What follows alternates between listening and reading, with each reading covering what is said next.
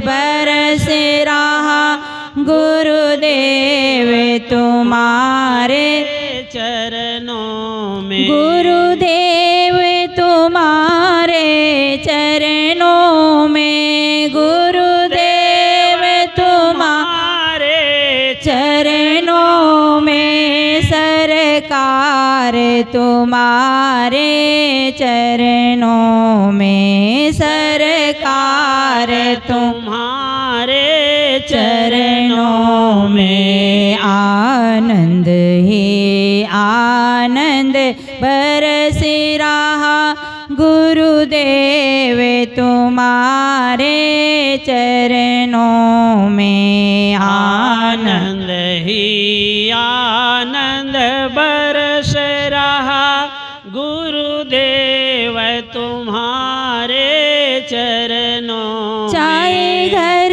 में रहूं चाहे वन में रहूं, चाहे घर में रहूं चाहे वन में रहूं, चाहे सुख में रहूं चाहे दुख में रहूं, चाहे सुख में रहूं चाहे दुख में रहूं, हर पल सुमरण करता रहूं, हर पल सुमरण करता रहूं। आनंद ही आनंद बरस रहा गुरुदेव तुम्हारे चरणों में। आनंद ही आनंद बरस रहा गुरुदेव तुम्हारे चरणों में। बोलिए सद्गुरुदेव की।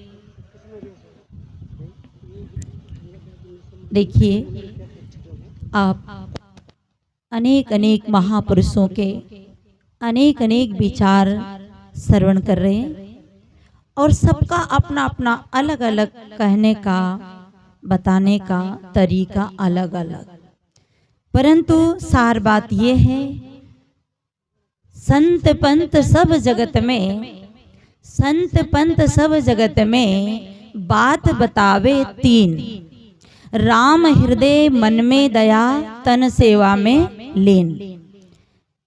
जितने भी संप्रदाय है धर्म है कहने सुनने का अपना अपना तरीका है, परंतु ये बात सभी ने बताई और समझने का फेर अपने अपने ढंग से पड़ गया। इसलिए संत पंत सब जगत में बात बताए तीन, राम हृदय मन में दया तन सेवा में लीन। तन की शोभा नमन है, तन की शोभा नमन है तो मन की शोभा ज्ञान, तन की शोभा नमन है तो मन की शोभा ज्ञान, वचन की शोभा मधुरता तो धन की शोभा दान। ये जिंदगी में बहुत महत्वपूर्ण बात है। तन की शोभा नमन है। आज हमारा जो जीवन है अभिमानी है, झुकता नहीं है, चाहे मिट जाते हैं, कट जाते हैं, लुट जाते हैं, पर किसी के आगे अने झुकते नहीं। झुकता वही है जिसमें जान है, अकड़ना तो मुर्दों की पहचान है। पूरी महाभारत खड़ी हुई है अभिमान के कारण।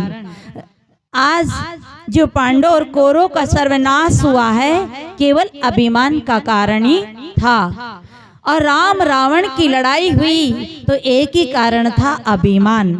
रावण राम के आगे झुक नहीं सका, इसलिए अपने सर्वत्र जीवन को नष्ट कर दिया।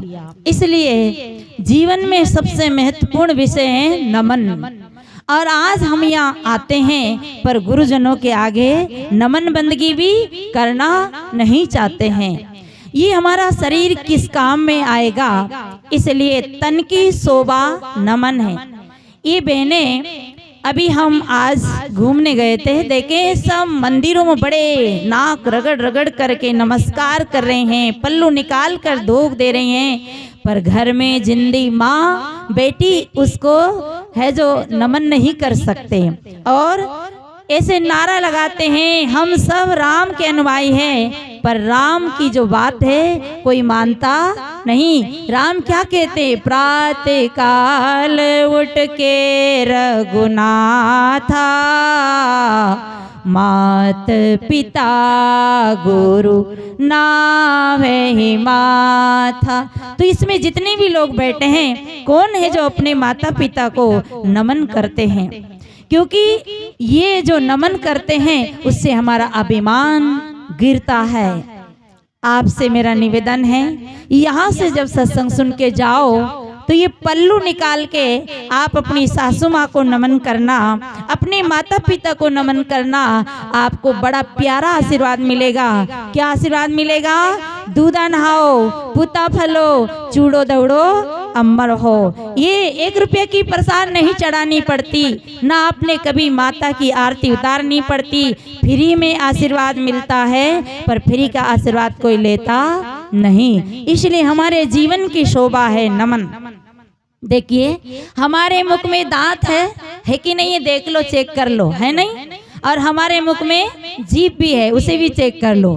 जब हमारा जन्म हुआ था तो हमारे साथ क्या आई थी? दांत आए थे कि जीभ? बोलो जल्दी, जीभ आई थी ना।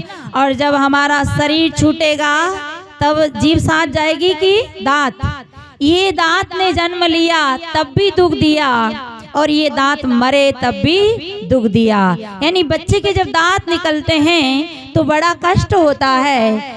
आप सबको पता है, जिन माताओं के बच्चे का दांत निकलता है तो उल्टी दस्त होते हैं, दांत मुश्किल से निकलते हैं, और ये दांत टूटते हैं तब बड़ा कष्ट देते हैं, बड़ा दुख देते हैं, जिंदगी भर चबाते हैं। परंतु जिंदगी का स्वाद दांत, कोई भी वस्तु का स्वाद दांत को आता क्या? क्यों नहीं? नहीं आता, क्योंकि ये कड़क है, अकड़ेलू है, इसलिए चबा चबा के मर जाते हैं। और स्वाद किसको आता है? बोलो, किसको आता है? जीभ को आता है। और जीभ कितने के बीच में रहती है पता है? 3200 के बीच में रहती है। आप तो 2 भाई लड़ने बिना नहीं रहोगे। गुरु चेला में भी झगड़ा हो जाता है, देरान जेठान में झगड़ा हो जाता है, पर हमारी जीभ कितने के बीच में रहती है? 32 के बीच में। का है? जिब्बा ऐसी बावरी, चढ़ गई स्वर्ग पताल, अपने के भीतर गई जूता सहे कपाल। यानी ये गलत बोल जाती है, गलत कुछ भी कर लेती है, पर इसके कभी भी जूता नहीं पड़ता है। जूता खोपड़ी के पड़ता है, क्योंकि ये अभिमानी खोपड़ी है। जीभ में नम्रता है। तो हम सबको कैसा बनना है?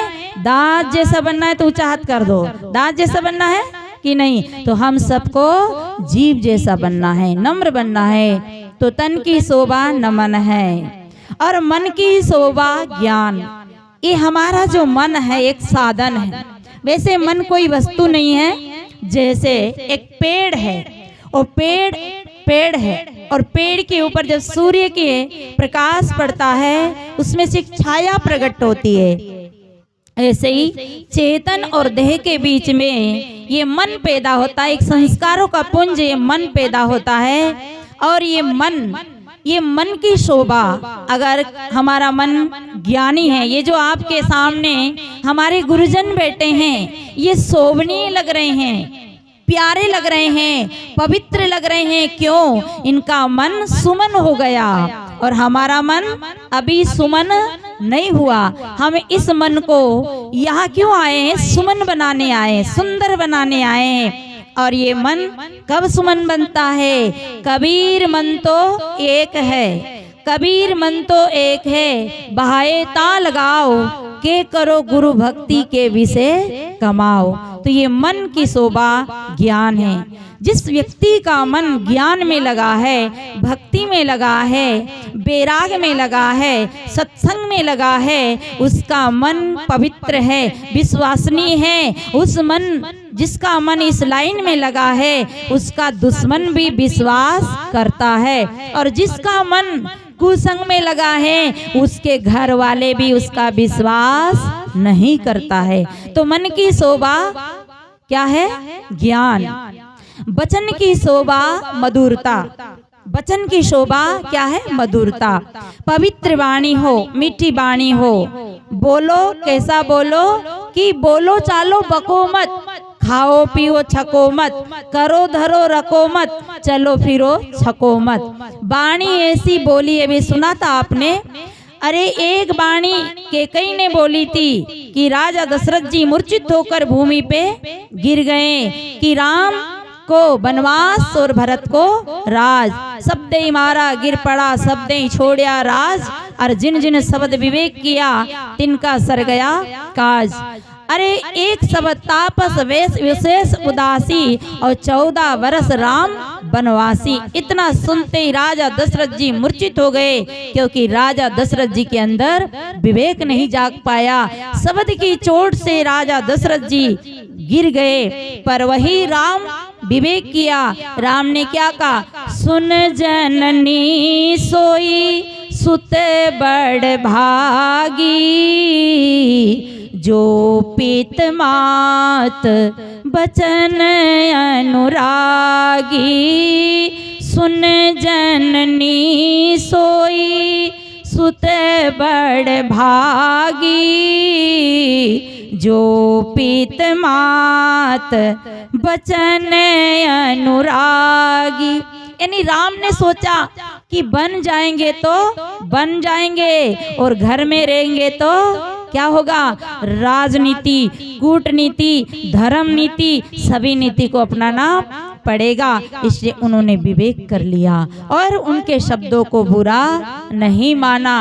कई विवेकी होते हैं जो गाली को गीत बना लेते हैं, और कई अविवेकी होते हैं जो गीत को भी गाली बना के और जहर की गोली खा के मर जाते हैं। इसलिए सज्जनों, ये वाणी का बड़ा संयम करना चाहिए। बोलना चाहिए, पर कितना बोलना चाहिए? बोलना चाहिए, पर क्यों बोलना चाहिए? जब आवश्यकता है तब बोलना चाहिए। इसलिए वाणी की शोभा मधुरता, और धन की शोभा दान। ये हम धन को क्या करेंगे? देखिए, धन के ले जाने वाले 3 व्यक्ति हैं। यहाँ भी कोई बेटे ही होंगे। हमारे धन को 3 ले जाते हैं, आला वाला, भाला वाला और माला वाला। इन तीनों से धन को बचाइए। आला वाला, डॉक्टर साहब कल भजन सुना रहे थे ना, वो कान में लगावे आला, अब पड़ा मेरे पाला।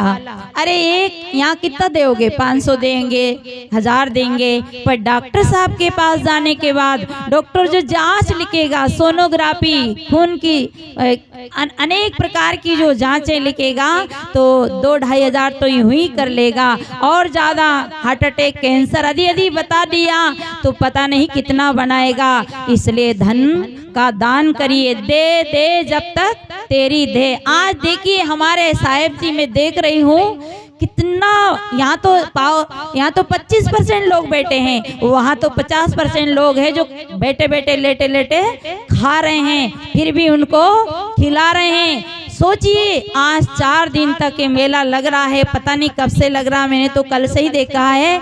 तो ये कौन खिला रहा है? ये यहाँ के संत खिला रहे हैं। हम आते हैं, हमारा भी दान का सदुपयोग होना चाहिए। अस्पताल से बचाइए और माला वाला भाला वाला से बचा के दान करिए, धन का सदुपयोग करिए। कहते हैं दे दे जब तक तेरी दे मिलेगी, खाक में कौन कहेगा दे। जब ये दे खाक में मिल जाएगी तो कोई आप पे कहने नहीं आएगा कि दे। इसलिए धन की शोभा दान है। काहे खाया पिया अंग लगेगा, खा लिया करो, ज्यादा कंजूसी मत किया करो, खा लेना चाहिए। खाया पिया अंग लगेगा और लिया दिया संग चलेगा, लिया दिया संग चलेगा, और रखा रखा में जंग लगेगी, और बीचू सांप बनकर डोलोगे वहाँ तो आपकी कोई खबर भी लेने वाला नहीं होगा। इसे कबीर साहब ने कहा ना, माया मरी ना मन मरा, मर मर जात। याद है क्या आप लोगों को? ऐसा की है तो बोलो। माया मरी ना मन मरा, मर मर जात शरीर, आशा तृष्णा ना मरी, कह गए साहब कबीर। इसलिए सज्जनों, धन की शोभा क्या है? दान। तन की भी शोभा दान है। तो हमारे धन को आला वाला ले जाएगा और भाला वाला चोर चोर अगर घर में घुसे, अब दूसरा चोर है ना टैक्स वाले, वो तो अब घुसते नहीं है, छापाई मारते हैं और सेंध नहीं लगाते, दीवार नहीं तोड़ते हैं। इसलिए सबसे बचाकर परोपकार में लगाइए। परहित सरिष धर्म नहीं भाई, हमारे सभी धर्म ग्रंथ अच्छी बात बता रहे हैं। इसलिए सज्जनों, धन से दान करें तो आला वाला से बचाइए, माला वाला से बचाइए। और माला वाला कौन है?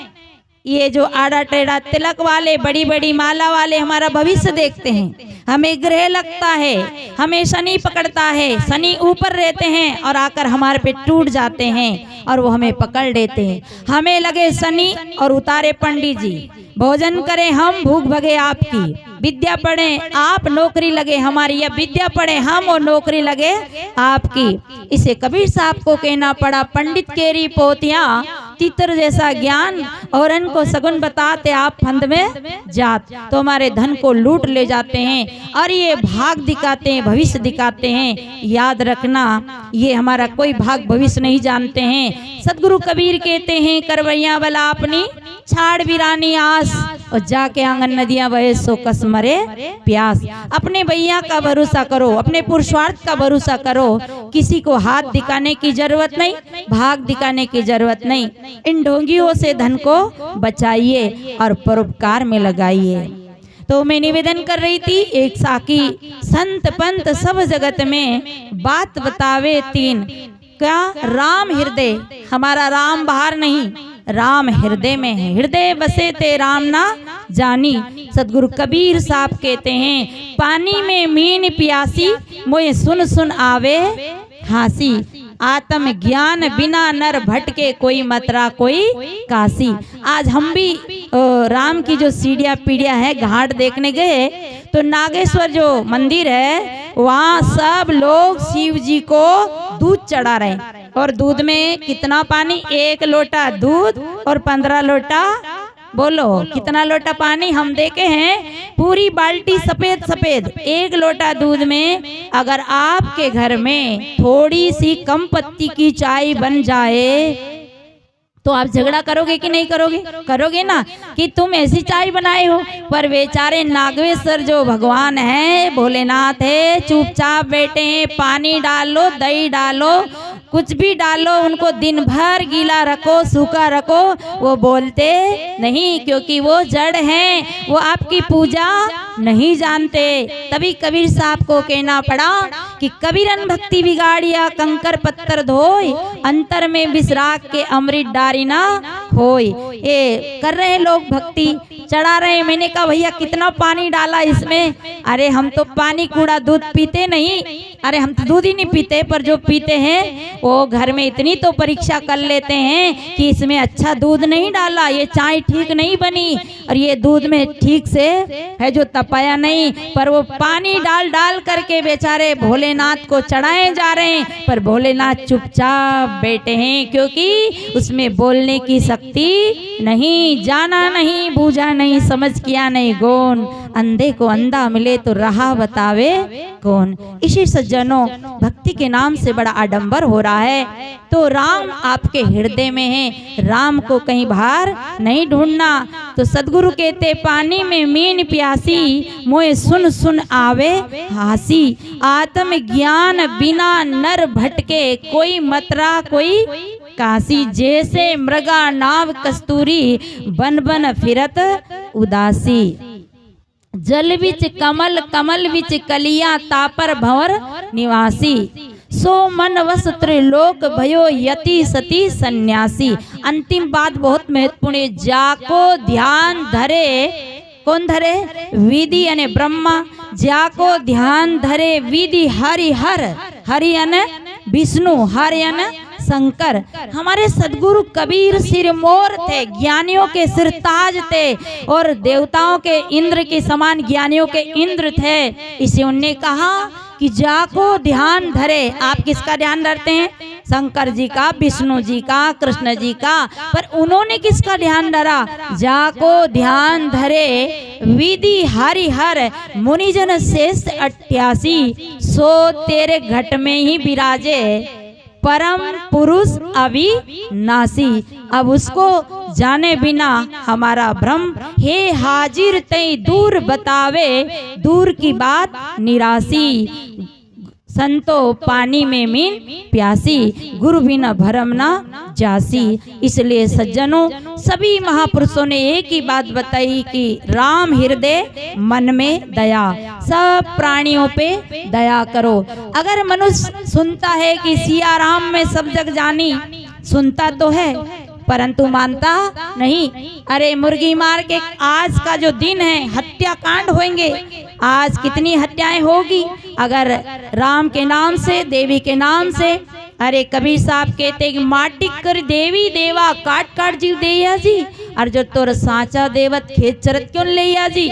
आज देवी के नाम से, आज दशहरा के नाम से कितनी हत्याएं होगी, दया नहीं है। इसलिए हमारे सदगुरु की शरण में जब आते हैं तो हमें दया का चिन्ह पहनाते हैं कि आपके हृदय में दया रहेगी तो प्राणी में वो राम देखोगे। सब घट मोरा साइया, सुनी सेज ना कोई, बलिहारी वा घट की जा घट प्रगट होए।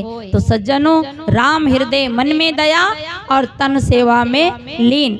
हमेशा घर में ये आशा मत रखो कि मेरी बहू सेवा करेगी, मेरा बेटा सेवा करेगा, स्वयं सेवा करो। सदगुरु कहते जो लो कर डोले, पग चाले तो लो आसना कीजिए। जब तक हमारे हाथ पैर चलते हैं, स्वयं को काम करना चाहिए, आलसी नहीं बनना चाहिए। आज बहुत सारे घर के लोग अपनी बहू के लिए कपड़े छोड़ दे, धोएंगी बहू सास नहीं। हम सबको अपनी सेवा करना चाहिए। सेवा से आपका शरीर विशुद्ध रहेगा, तन पवित्र सेवा करे, धन पवित्र करे दान, मन पवित्र तब होए, उदय होए उर ज्ञान। इसलिए हमेशा सेवा करो। पर हमारे यहाँ तो सेवा कब होती है? जब माँ बाप जिंदे रहते हैं तब सेवा नहीं होती है, जब माँ बाप मर जाते हैं तब सेवा करते हैं। आज देखे हैं बच्चे हैं जो अपने पिता के नाम से गाय के पूंछ पे पानी डाल रहे हैं। पिता मरे 10-20 साल हुआ, अब गाय को है जो वहां पहुंचा रहे स्वर्ग में। बताओ, पिता कब मरे और बेटा आज गौआ दान कर रहा है। जीवित पिता से दंगम दंगा और मरे पिता को छोड़े गंगा। जीते जीते दूध के लिए तरसा, पानी के लिए तरसा और अब सेवा करने के लिए भक्त बन गया। विचार नहीं करते, देवी देवता को जरा जरा सा भोग लगाते। चाय पीने वाले यूं करते, शराब पीने वाले यूं करते, और जिंदे को है जो जरा सी नारियल की चटक चढ़ाते हैं। विचार करो हम क्या सेवा कर रहे हैं। भूखे को भोजन, प्यासे को पानी, नंगे को चीर दीजिए, बस इससे बड़ी और कोई सेवा नहीं है। प्राणियों से बढ़कर कोई भगवान नहीं है। दुख की बात है, आदमी को पत्थर में भगवान दिखता है, झाड़ और पहाड़ में भगवान दिखता है, नदी नालों में पता नहीं कहाँ कहाँ भगवान दिखता है, पर नर में नारायण नहीं दिखता है। यही दुख की बात है। इसे सज्जनों, ज़्यादा समय नहीं है, ये तो साहेब जी संत गुरुजनों की कृपा है जो आप लोग के सामने मुझे यहाँ इतना सा जो सम्मान दे दिया। मैं लायक नहीं हूँ, फिर भी साहेब जी ने यहाँ बुलाकर ये जो मुझे आदेश दिया, उनका आदेश का पालन करते हुए मैंने कुछ बातें आप लोग के सामने रखी। इसलिए ये बात को सबको याद करना है कि राम हृदय में है और मन में दया, तन सेवा में लीन। ये 3 बातें जिसकी जिंदगी में याद है उसका घर ही मंदिर है, उसका जीवन ही स्वर्ग है। बोलिए सदगुरु देव की जय। साहेब बंदगी साहेब। साँच कहो तो मारन धावे, साँच कहो तो मारन धावे, झूठे जग पतियाना, संतो देखत जग बौराना। संसार की अज्ञानता पर ज्ञान, संसार के पागलपन पर बहुत ही अच्छा प्रकाश डालते हुए अभी हम लोग विचार श्रवण कर रहे थे। पुरा काल में धर्म ग्रंथों के अनुसार नारियों की 3 विशेषताएं सुनने को मिलती थी। धन की देवी लक्ष्मी नारी जगत से, विद्या की देवी सरस्वती नारी जगत से, शक्ति की देवी दुर्गा ये नारी जगत से है। लेकिन एक संत ने कहा है ये शक्तियां आज विपरीत हो गई है। क्या? इन नारियों में देखने सुनने को मिलता है सबसे पहली विशेषता है झगड़ना।